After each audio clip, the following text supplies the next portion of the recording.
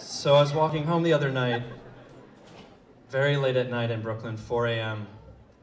No one is out, no cars, all the lights in the buildings are off. And I see a person in the street walking where normally there's 4 lanes of traffic. And they come out and they get behind me on the sidewalk and they're following me. And I don't want to assume the worst, but it really does feel like a bad situation.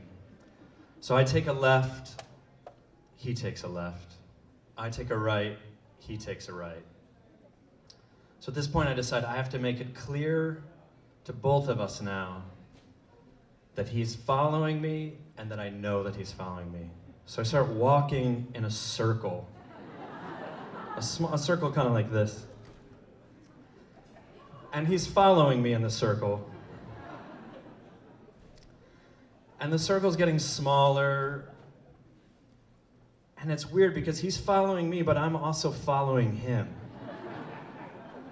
And we're getting slower and smaller, and the lines of our bodies, the boundaries, it's starting to get blurry.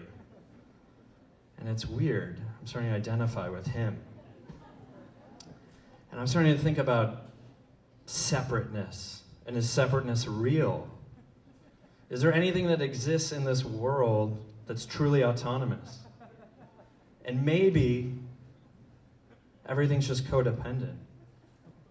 And maybe separateness is the engine that fuels capitalism. And I think I gotta get home and write my manifesto. Why am I slow dancing with this character in the middle of the night? But I have to say something to him because we've been through a lot together already. So I'm thinking, should I be confrontational? Be like, hey, I don't want to be followed. Or should I be kind of flirty because it's late at night and be like, hey, this is so us, but I can't tonight. But I said, no, just do, just talk like I always talk, and I say, I don't feel like being followed right now. Is that okay with you? And then I see the information kind of upload. He's sort of like in awe. And then he lets out like a really weird kind of quiet gasp and just takes off into the horizon. And I have to say, I'm missing him.